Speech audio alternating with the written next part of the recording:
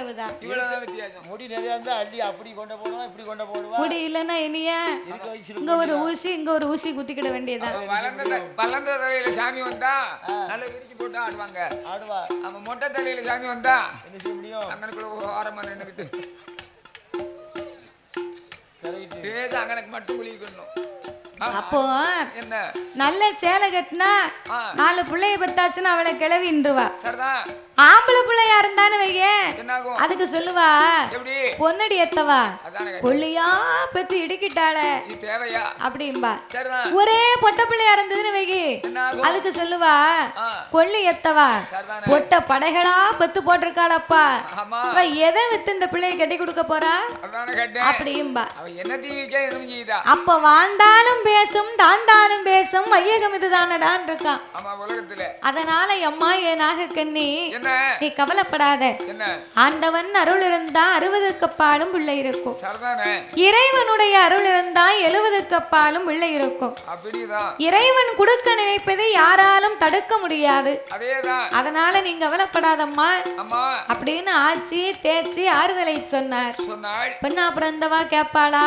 கேட்க மாட்டா. ஆனா கவலை இருந்தா சொல்லி புலம்பிக்கிட்டே இருப்பா. ஆமா அப்படி ஆமா கல்யாணம் முடிஞ்சு 1 வருஷமோ 2 வருஷமோ சரி டக்குன்னு ஒரு குழந்தைய பத்தி எடுத்துக்கணும். ஆமையா 4 வருஷம் 5 வருஷம் ஆயிட்டுன்னா ஆமா இந்த கட்டிய மனைவி நம்மளை நிம்மதியா இருக்க மாட்டா. பக்கத்து வீட்டுக்காரன் தப்பா பேசுவான். அதனால கல்யாணம் முடிஞ்சு 1 வருஷமோ 2 வருஷமோ சரி ஆண்டவனேன்னு ஒரு ஆணோ பெண்ணோ கையில பத்தி எடுத்துக்கணும். ஆமா ஆமா. அப்படி இந்த நாகக்கன்னியானவள் தன் மனக்கவலை தாங்காமல் என்ன சொல்லுகிறாள் தெரியுமா?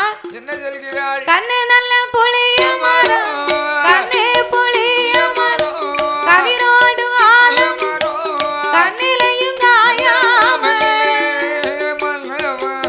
கவிரோடு என்ன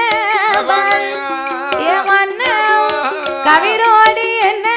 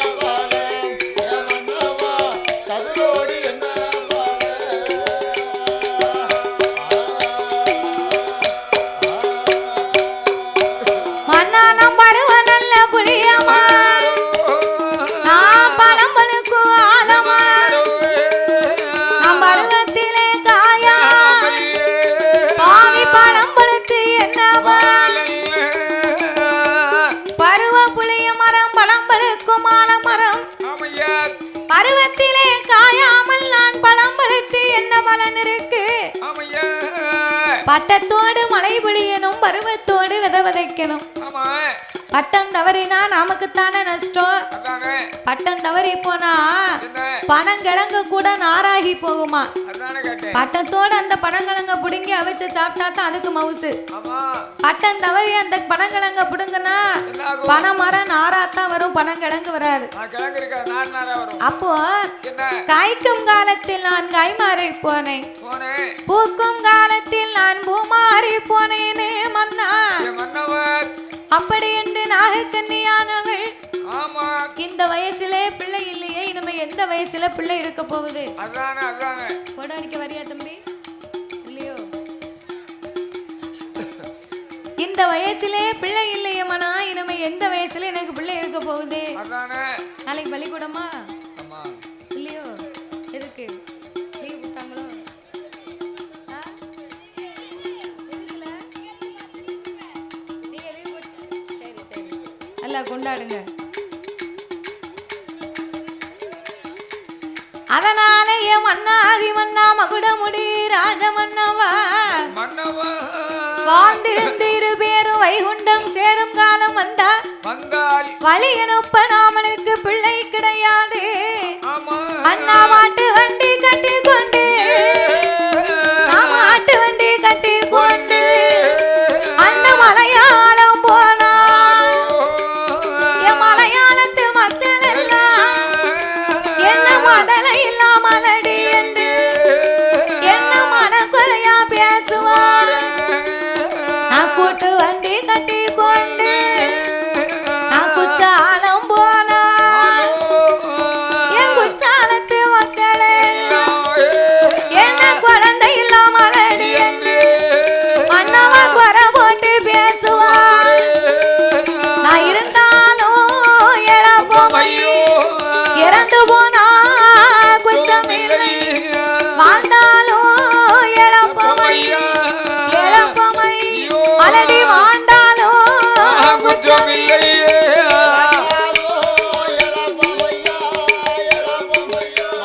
நாம் ஆண்டாலும் குச்சம்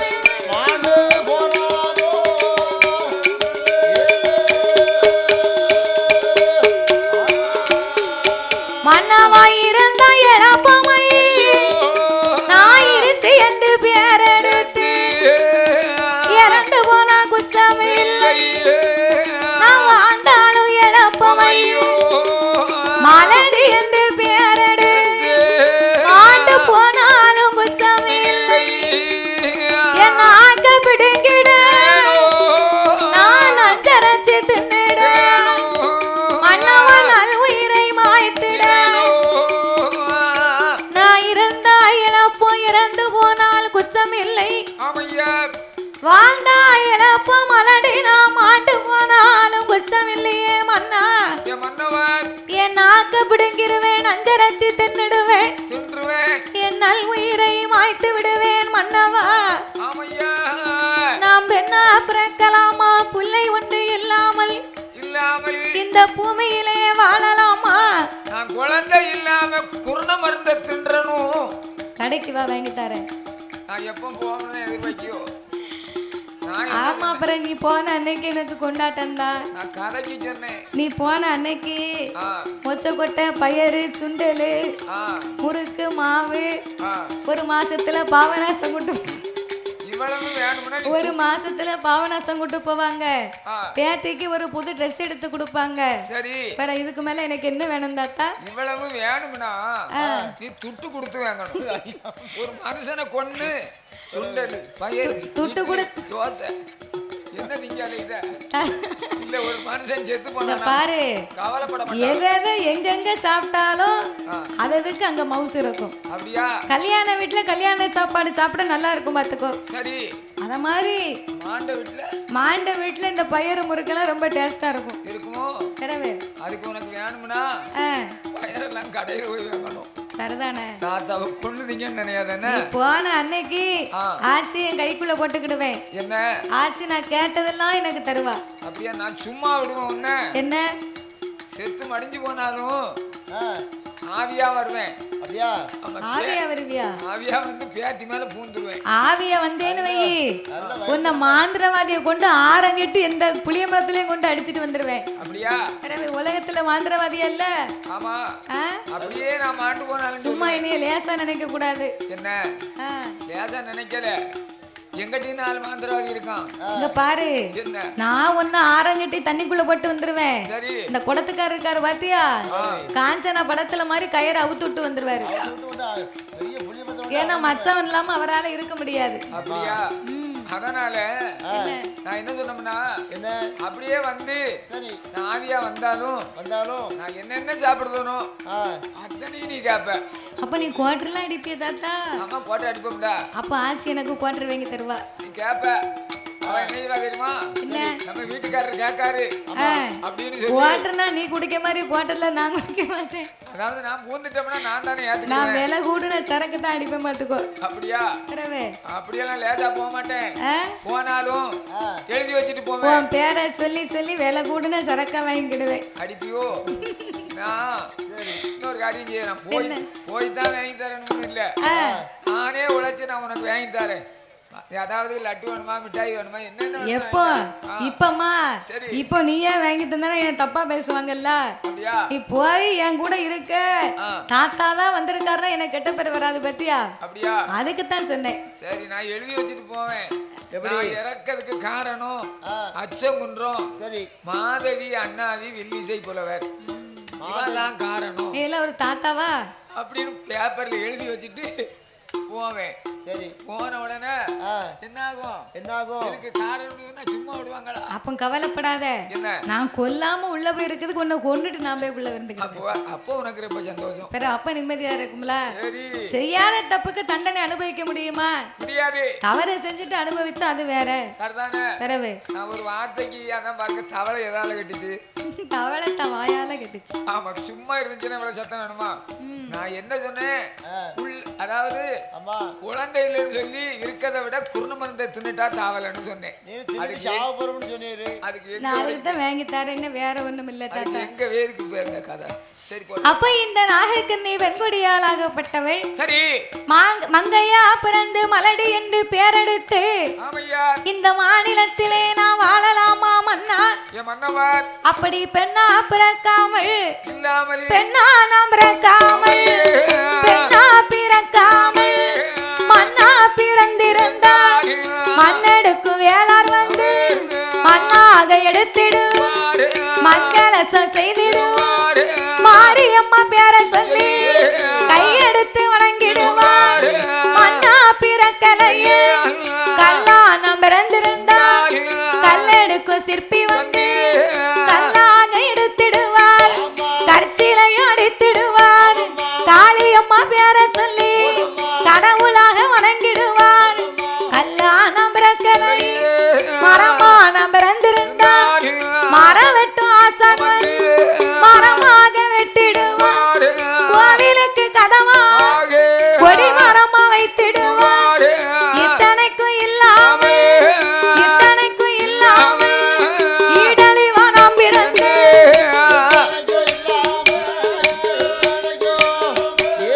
ஈடழிவா நாம் பிறந்து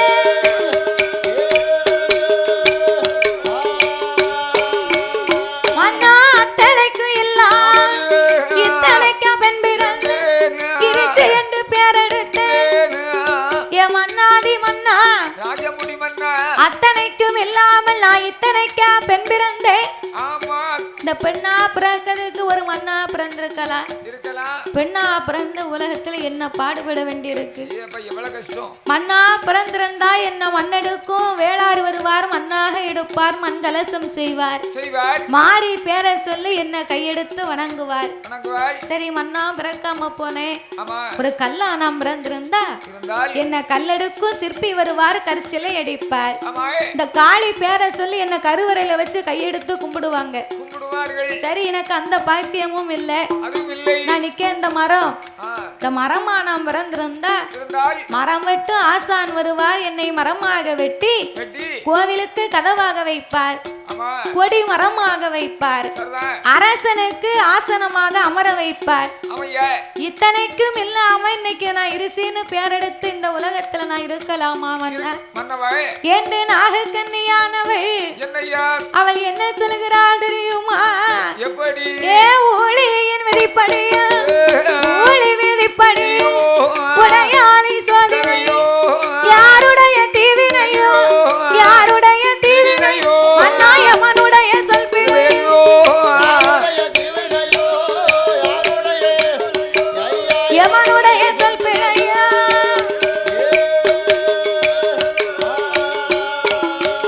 அண்ணா கால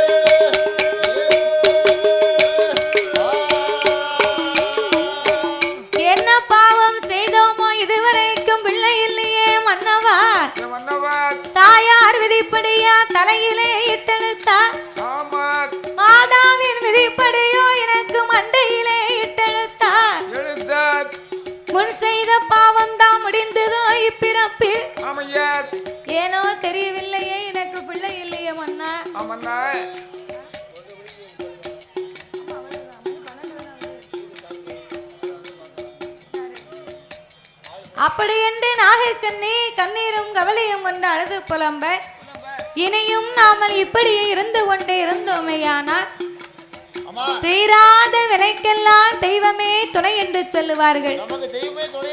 நம்மள மாதிரி திக்கச்ச ஏழை மக்களுக்கெல்லாம் இந்த காளிதான் துணை இருக்கணும்.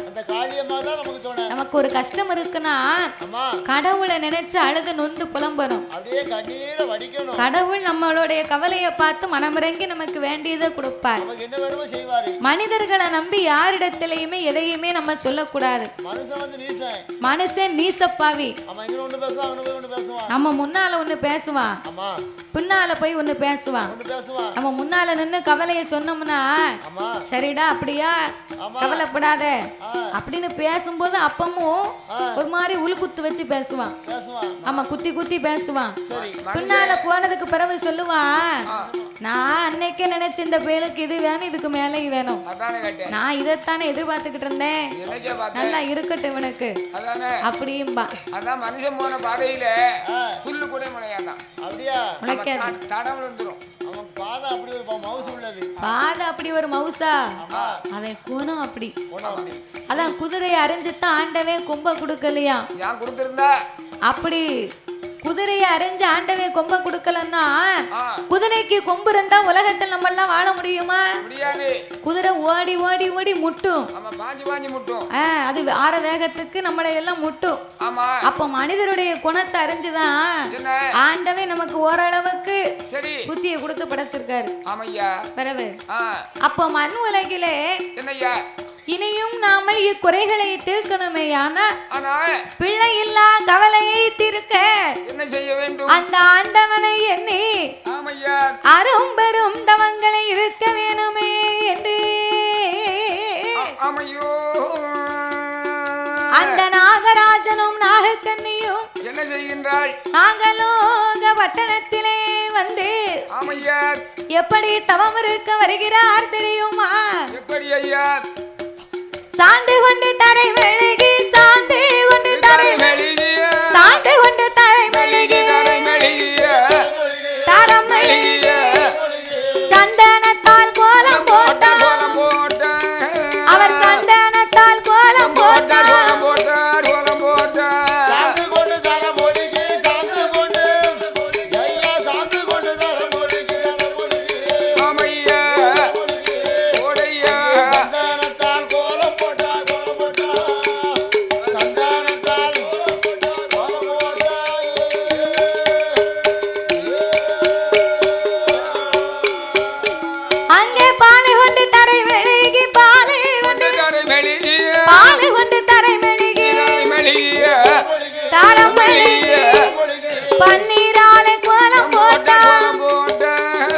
பன்னீராலே கோலம் போட்டார். பன்னீராலே கோலம் போட்டார்.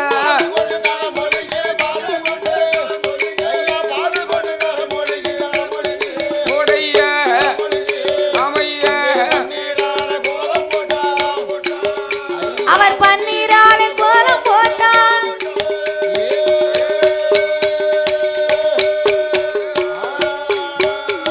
அவர் மாவு கொண்டு தரை மஞ்சளாலே கோலம் போட்டார். அவர் கோலம் போட்ட இடம் ஒரு குருத்து வாழை இலை விரித்தார். அதிலே விநாயகனை பிடித்து வைத்து அதிலே நிறநாளி நிறமர தெச்சனையும் தேங்காப்பால் அதிலே தீபங்களை ஏற்றி வைத்து ஆழ குளியவே அதிலே 1000 மூலம் கம்பம் நாட்டி கம்பத்துக்கு மேலே எல்லாம் தவ பொருளை எடுத்து வைத்து கோழி முட்டை ஒன்று வைத்து கோழி முட்டை மேலே எல்லாம் குண்டூசியை நாட்டுவார். ஊசி முனை மேலே எல்லாம் மேலே எல்லாம் உரியத்தவா செய்துவார்.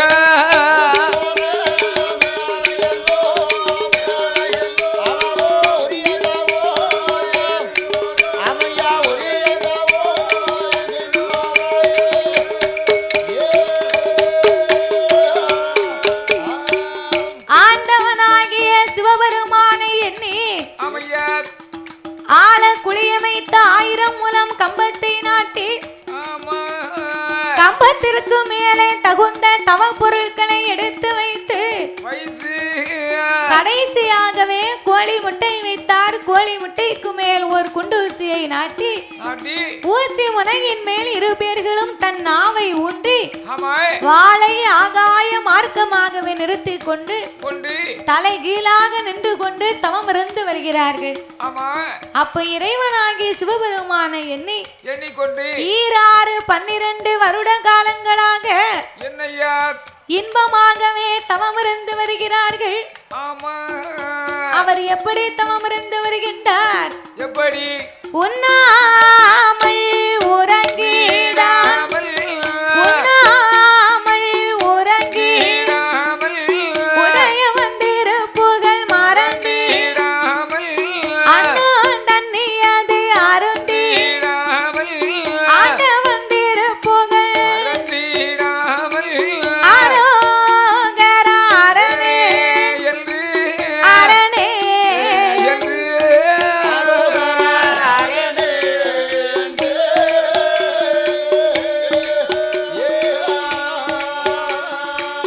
அரண நாமத்தை சொல்லி அங்கே சொல்லி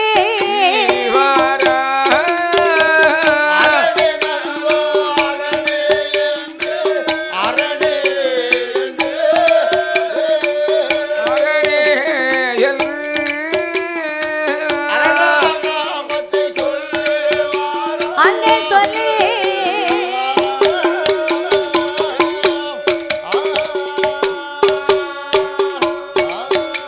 அங்கே ஒரு வருடம் தவமே உடையவன் பகவான் வர இரண்டு நல்ல வருட ஈசன் பகவான் வரவே 3 நல்ல வருட முக்கண்ணு பகவான் வரவே 4 5 வருட நாடன் சிவபெருமான் 8 நல்ல வருட ஏகாம்பரம் 10 12 அங்கே வருட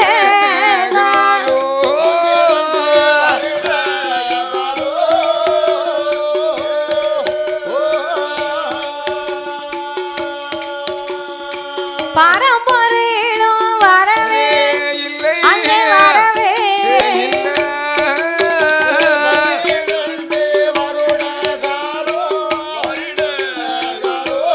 12 வருட காலம்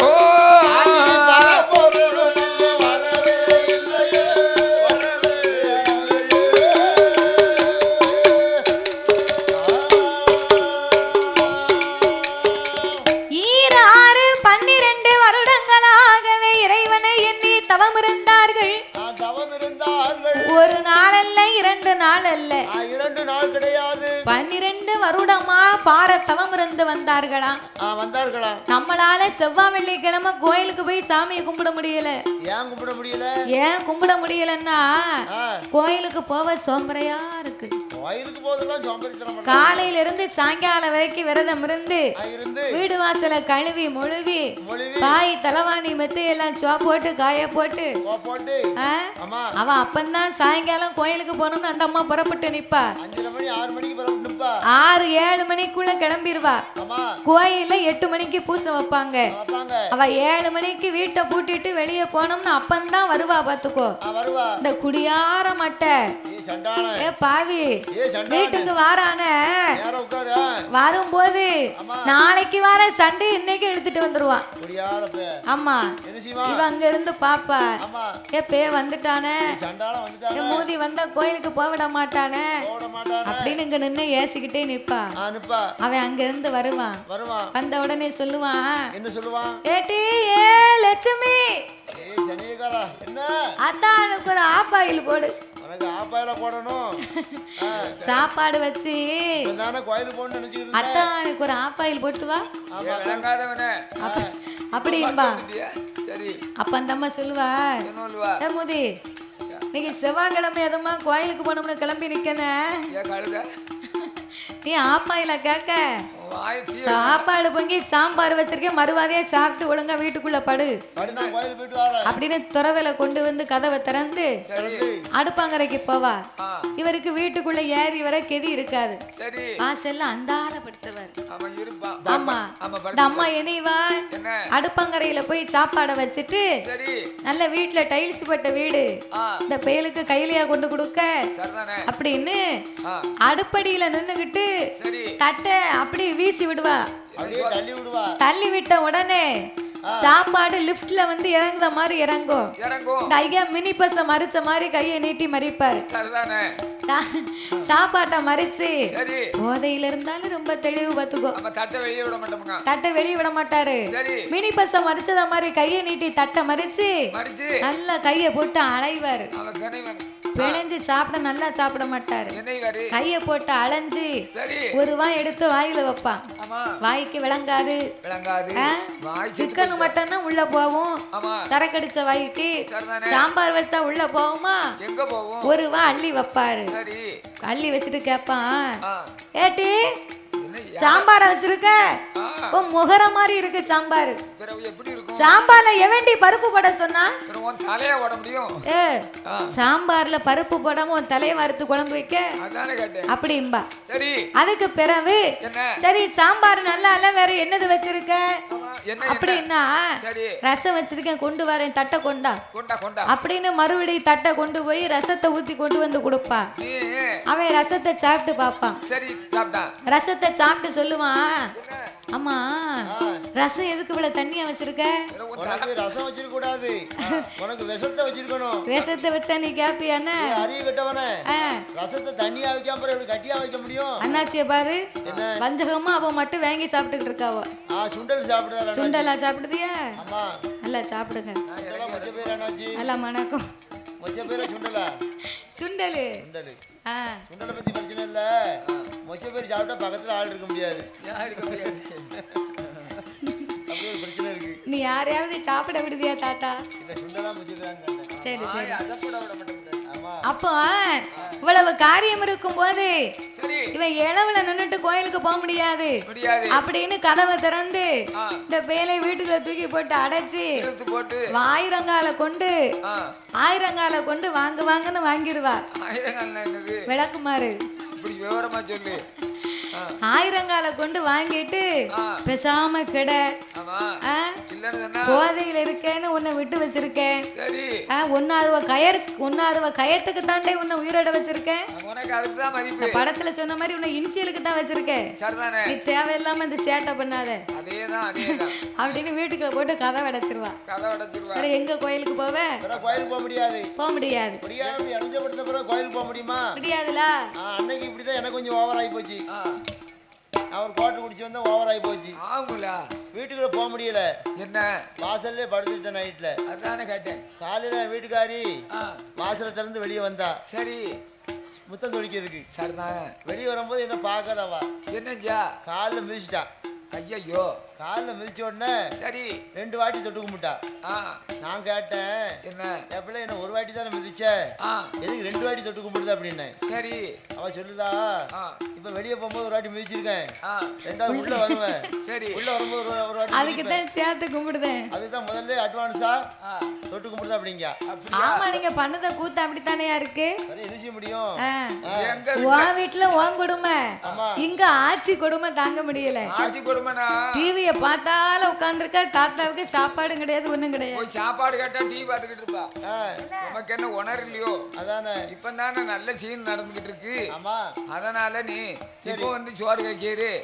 நாடக விளம்பரம் போடட்டும், அதுக்கு பிறகு சாப்பாடு தரமுன்னா. அப்ப நான் சொன்னேன், என்ன நீ இப்படி எல்லாம் சொன்னேன்னு சொன்னா நீ சரிப்பட்டு வராது.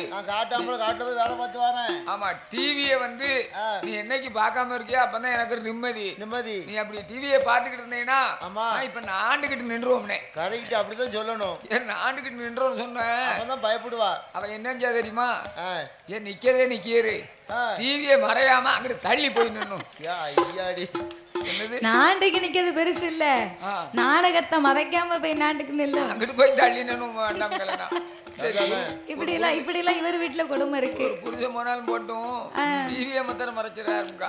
என்ன செய்ய, எப்படி எல்லாம் இருக்கு உலகம் இப்படி இருக்கு. நான் நினைச்சேன் நீ நாட்டுக்கு நின்று உடனே டிவியை தான் எங்க அக்கா உடனே டிவி ஆஃப் பண்ணிட்டு நீங்க உங்களுக்கு என்ன தேவையோ கேப்பிட்டா கொடுப்பான்னு நினைச்சேன். அப்படியா? அவ இப்படி சொல்லிக்காத உங்களை சொல்லாம நீ உன் தங்கச்சி பேர் அப்படித்தானே இருப்பா, என் கூட பிறந்தா அப்படித்தானே இருப்பா. பிறகு அப்போ இப்படி எல்லாம் இருக்கும்போது நம்மளால கோயிலுக்கு போக முடியல, சாமி கும்பிட முடியல. ஆனா வல்லரக்கர் ஆச்சுதான் அப்படி அல்ல. வல்லரக்கர் ஆச்சுதனும் இத மாதிரித்தான் தவம் இருந்தான். ஒரு காலத்துல இருந்தான். அவன் மனைவி தன்னுடைய மன்னுமனை 56 தேசம் மந்திரி இப்படி அரண்மனை வாழ்க்கையை வெறுத்து தவம் இருந்தான். அவனும் குடும்பத்தை வெறுத்து தான் தவம் இருந்தான். அந்த வல்லரக்கு இருந்தது மாதிரி நாகராஜனும் நாகக்கண்ணையும் இவங்களும் வேற எதையும் பத்தி கவலைப்படாம நேர தவத்துக்கு வந்து 12 வருடமா பாரத்தவம் இருந்து வராங்க. அதாவது ஒரு ஏர் மாடு பூட்டி கொண்டு போவாங்களாம். ஏர் மாடு பூட்டி போகும்போது கையில கயிறு இருக்கும். இது அங்கிட்டு நெளிஞ்சு போவோம். நெளிஞ்சு போனாலும் அந்த கயத்தை பிடிச்சி இழுக்கணும். ஒண்ணு போல வண்டியை விட்டு போங்களாம். அப்படி ஒரு கதை இருக்கட்டும். அப்ப இந்த நாகராஜனும் நாகக்கண்ணையும் 26 வருட காலங்களாக இறைவனை எண்ணி தவம் இருந்த போதிலும் ஆண்டவன் வராமல் இருக்க இறைவனை எண்ணி அழுது புலம்பினார்கள். ஆண்டவனே பகவானே சம்போ சங்கரா, ஆண்டவனே பகவானே சம்போ சிவ சம்போ சங்கரா, அடியார் செய்யும் தவத்தை பாரு இந்த அடியார் செய்யும் தவத்தை பாரு.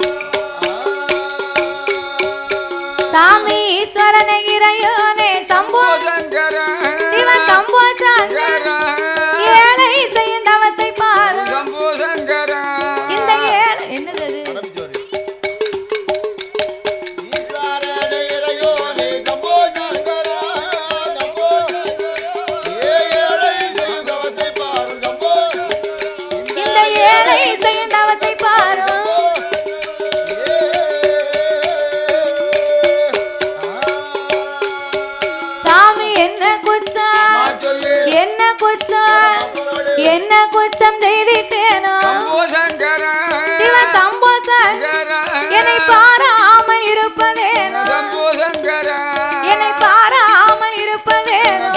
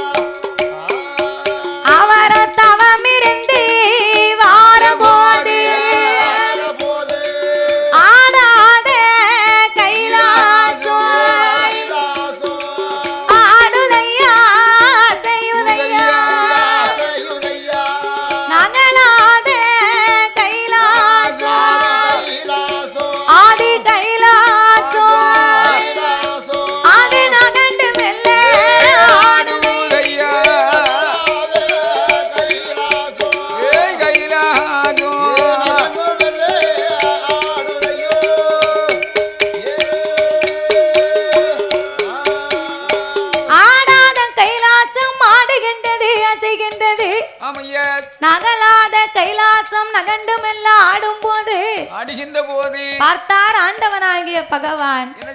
ஒரு நாளும் இல்லாத திருநாளாக இந்த கைலாசம் அசைகின்றதென்று ஞானத்தினால் அறிந்து பார்த்தார். நாகராஜன் நாகக்கண்ணையின் தவத்தை கண்டார். அண்ணாச்சி இருக்க புளிய மரத்தை சாச்சிருவேன்னு நினைக்க அவளும் ஏறி ஏறி உட்கார்ந்து பார்க்காம குறுக்கு வலிக்கு காலை நீட்ட முடியல. சரி, அவ உடம்புக்கு எப்படி வருதோ படப்பு சாப்பாடு நடக்கு, படப்பு சாப்பாடு நடக்கு, ஒரு பக்கம் நடக்கு, நடக்கட்டும். சாப்பிடட்டும். சரி. அப்போ ஈசா இறைவா ஏழை செய்யும் தவத்தை பாருங்கன்னு சொல்லி கவலைப்பட்டு நீங்க சாஞ்சுக்கிடுங்க, கோபப்படாதுங்க. அப்ப ஈசா இறைவான்னு சொல்லி அழுது புலம்பிய உடனே அப்ப இந்த ஆண்டவன் ஞானத்தால் அறிந்து பார்த்தார். நாகராஜன் நாகக்கண்ணையின் தவங்களை கண்டு தவத்தை கண்டார். கண்டும் காணாதவரை போலவே கடவுள் சிவபெருமான் இருந்தார். ஏன்னா இந்த சென்மத்திலே 2 பேருக்கும் பிள்ளை இல்லைன்னு இறைவனுக்கு தெரியும். அப்ப என்னைக்கும் போலவே அன்னைக்கும் அகில உலகம் எல்லாம் ஆண்டவே அமுதலக்க பயண வைத்தார். பார்வதி பார்த்தா இந்த ஆண்டவே என்னைக்குமே உலகம் எல்லாம் வெடியிழக்க போறாங்க. அண்ணாச்சி உங்களுக்காவது மனசு வந்துச்சே, கொண்டாங்க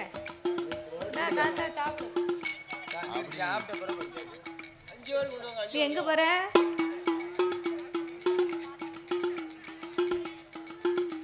அப்போ இந்த ஆண்டவை என்னைக்கும் போலவே அன்னைக்கு தாத்தா கீழே விழுந்துடாம பிடிச்சுக்கிற என்னைக்கும் போலவே அன்னை அங்க முடிஞ்சு போச்சு. வாங்க தாத்தா, சாப்பாடு இல்லையா? அங்க முடிஞ்சு போச்சு. சட்டியை கழுவிட்டாங்க. இங்க வா, இங்க வாரோம். சாப்பிடுங்க. என்னைக்கும் போலவே ஆண்டவே அன்னைக்கும் அகில உலகம் எல்லாம் அமுதலக்க பயண வைத்தார். அப்போ பார்த்தா இந்த பார்வதி ஆண்டவன் தானே உலகம் எல்லாம் படியிழக்க போறாரு. இன்னைக்கு நம்ம இந்த இறைவனோடு சென்று இவருடைய படியிழப்பையே நாமல் பார்க்க வேண்டும் என்று ஆதிபராசக்தி அம்பிகை அங்கையர் கண்ணி பார்வதி அகில ஆண்ட கோடி பிரம்மாண்ட நாயகி இந்த ஆண்டவனை அழைத்து சாமி ஆண்டவனே பகவான், ஆண்டவா பகவான், உங்களோட வடிகளை நான் உமையவனும் பார்க்கவே என் பகவானோட வடிகளை பார்வதி நாம் பார்க்கவே கடவுளோட வடிகளை கடவுளோட வடிகளை நான் கண்ணன் தங்கை பார்க்க வேணும்.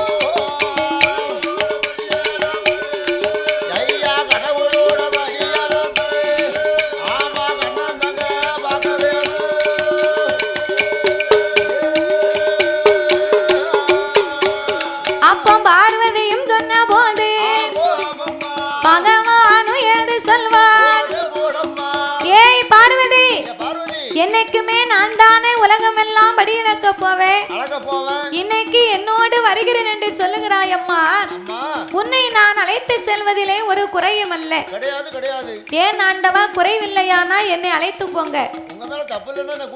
பார்வதி, உலகத்தை நான் ஒரு விதமாக படைத்தேன். உலகத்தில் உள்ள மக்களை எல்லாம் நான் பல விதமாகவே படைத்து உள்ளேன் அம்மா. ஒருவரை கூனாக படைத்திருப்பேன், இன்னும் ஒருவரை குருடாக படைத்திருப்பேன். கூன், குருடு, செவிடு, பேடு, நொண்டி, மூக்கரை. குழந்தை உள்ளவர்கள், குழந்தை இல்லாத பேர்கள். ஒரு ஆளுக்கு இந்த உலகத்திலே பெரிய ஒரு வசதியை கொடுத்திருப்பேன். ஆனால் அங்குதான் ஒரு குழந்தை செல்வம் இருக்காது.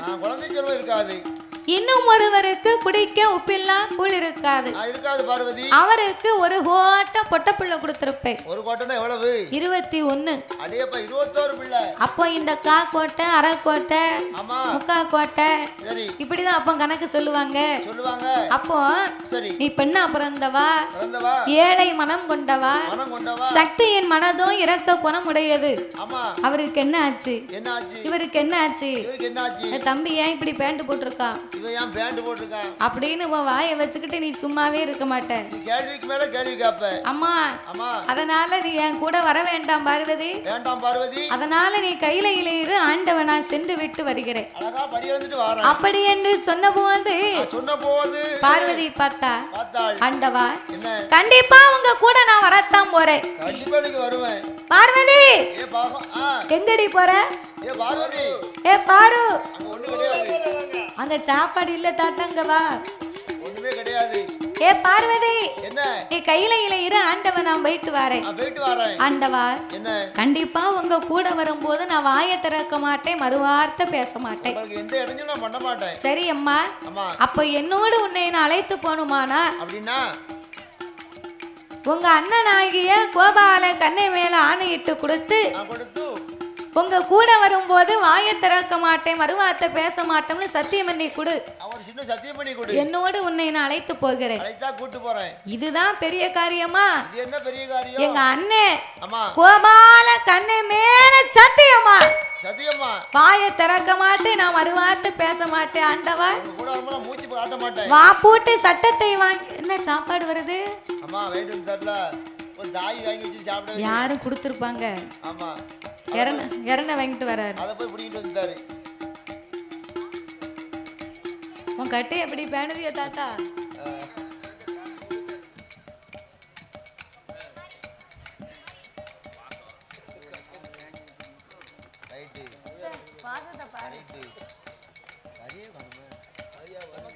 கறி கரைஞ்சு போச்சு தாத்தா.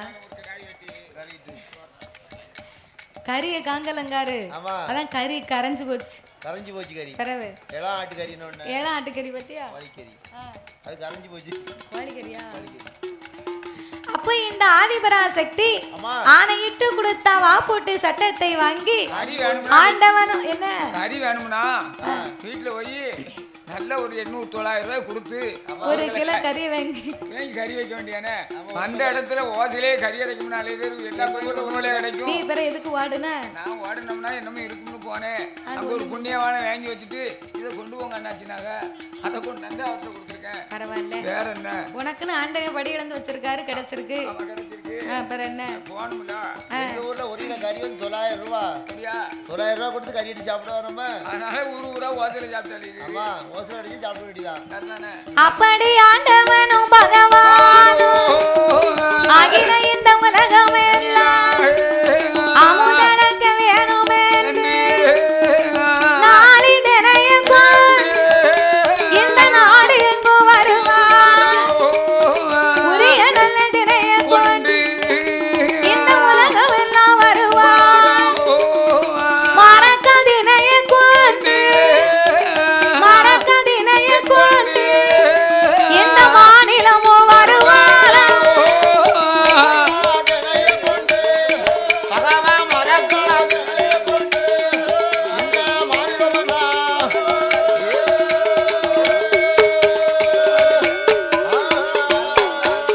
ஏ ஆளாக்கி தினைய கொண்டு இந்த அகிலம் எல்லாம் வருவார் அள்ளி வைத்த மனுக்களுக்கு அமுதளந்து போடுவார் எடுத்து வைத்த மனுக்களுக்கு இறந்து போடுங்க.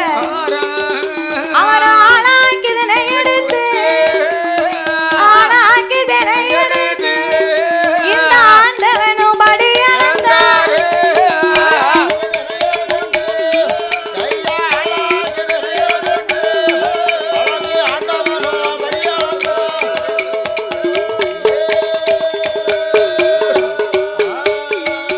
படி இழந்து முடித்தார் பகவானும் பார்வதியும். எடுத்த மனுக்களுக்கு இறை இழந்து போட்டார், அள்ளி வைத்த மனுக்களுக்கு அமுதளந்து போட்டார். கல்லுக்குள் இருக்கும் தேரைக்கும் தாயார் கற்பைக்குள் வாழும் சிசுவுக்கும் முட்டைக்குள் உருவாகும் குஞ்சுக்கும் மாங்கொட்டைக்குள் இருக்கும் அண்டுக்கும் மறையோன் சிவன் படி இழந்து முடிக்க பார்வதிக்கு நடந்து வந்த களைப்பு. நடந்து வந்த களைப்புன்ன உடனே ஆண்டவா முதலா உங்க கூட நான் வந்தேன். களைப்பா இருப்பு கொஞ்ச நேரம் நம்ம இளைப்பாரி கைலாசத்துக்கு போவோமா? ஆட்டுமென்று சம்மதித்து இரு பேர்களும் ஒன்று கூடி கண்ணை கட்டிய தூரத்திலே ஒரு ஆல விருச்சகத்தை கண்டார். பார்வதி ஓடி போய் ஆலமரத்துக்கு கீழே உட்கார்ந்தார். கீழே 10 ஆடு மாடு மேய்ந்து கொண்டிருக்கு. மரத்துக்கு மேல நான் இருக்கான் பாரு, பேண்ட் போட்ட தம்பி, ஜீன்ஸ் பேண்ட் போட்டிருக்காமியா, இந்த மாதிரி தம்பி. அவனுக்கு ஒரு 10 வயசு இருக்கும். மரத்துக்கு மேல முனிக்குப்புல உட்கார்ந்து பையன் அடிக்கொப்பு வெட்டிக்கிட்டு இருக்கான். அவன் விடல, சில காரியம் படல. தான் விளையும். சாப்பிட நல்லா இருக்கும். முனிக்கொப்புல உட்கார்ந்து இவன் அடிக்கொப்பை வெட்டிக்கிட்டு இருக்கான் பாத்தியா? பார்வதி கண்ட உடனே ஐயோ சின்னஞ்சிறு பாலகே அரியா பிள்ளை தெரியா பருவம் முனிக்கொப்புல உட்கார்ந்தலாம் இவன் அடிக்கொப்பை வெட்டிக்கிட்டு இருக்கான். கீழே விழுந்தா இவன் பெத்தவளுக்கு பிள்ளையா போய் சேர மாட்டான். தரையிலே விழுந்தா இவன் தவிடுபடி ஆகிருவான். ஆண்டவா அதோ பாருங்க மரத்துக்கு மேல முனிக்கொப்புல உட்கார்ந்து ஒரு பையன் அடிக்கொப்பை வெட்டிக்கிட்டு இருக்கான். அவன் கீழே விழுந்தா பிள்ளைக்கு பெத்தவளுக்கு பிள்ளையா போய் சேர மாட்டான். நீங்க போய் இப்பமே பிள்ளைய காப்பாத்தி கொண்டு வாங்க. அப்படி இல்லனா அவன் மாண்டுவானா ஐயா? நீங்க சாப்பிடும் போது அண்ணாச்சி எனக்கு ஊறுது பாய். அப்போ இந்த பிள்ளைய நீங்க காப்பாத்துங்க ஆண்டவா, இப்பமே கீழே விழ போறான் அப்படின்னு உடனே ஆட்டமென்று சம்மதித்து ஆதிபராசக்தி சொன்னும் போது பார்த்தார் ஆண்டவே. பார்வதி என் கூட வரும்போது நீ என்ன வார்த்தை சொன்ன? நான் வாயை திறக்க மாட்டேன் மறுவார்த்தை பேச மாட்டேன்னு இப்படி கேட்கலாமா? நீ பேசலாமா ஆண்டவா? படியிழந்து முடிக்கும் வரைக்கும் தான் நீ எதுவும் பேச மாட்டோம்னு. அதனால வேலை முடிந்து விட்டது. பிள்ளைய போய் நீங்க இப்ப காப்பாத்துங்க. நீங்க மட்டும் பிள்ளைய காப்பாத்தல உங்க கூட நான் ஒரு அடி எடுத்து வைக்க மாட்டேன். பார்வதி வாழணும்னு விதி இருந்தா கீழே விழுந்தாலும் வாழ்ந்தே தீருவான். சாகணும்னு விதி இருந்தா மேல இருந்தே செத்து போவாண்டி. அவன் விதி எப்படி அப்படித்தான் நடக்கும். வா என் பின்னால. ஆண்டவா நீர் கண்டிப்பா காப்பாத்தணும். சரி ஒண்ணு சொல்லுதேன் கேளு. அவன் எப்படி வெட்டு முடிஞ்சு கீழத்தான் விழ போறான். அவன் கீழே விழும்போது உயிர் மேல உள்ள ஆசையை கொண்டு நல்லா கவனமா கேட்கணும். இப்போ ஒரு கேள்வி கேட்பேன். நீ சரியா சொன்னா தாத்தா உனக்கு 100 ரூபாய் தருவாருன்னு. உங்களுக்கு ஒரு கொஸ்டின், அந்த கொஸ்டின் சரியான பதில் சொன்னீங்கன்னா 100 ரூபாய் தருவார் தாத்தா. கவனமா கேளுங்க. நான் கொடுக்க. நீ சரியா சொன்னா தாத்தா 100 ரூபாய் தருவாரு. தாத்தா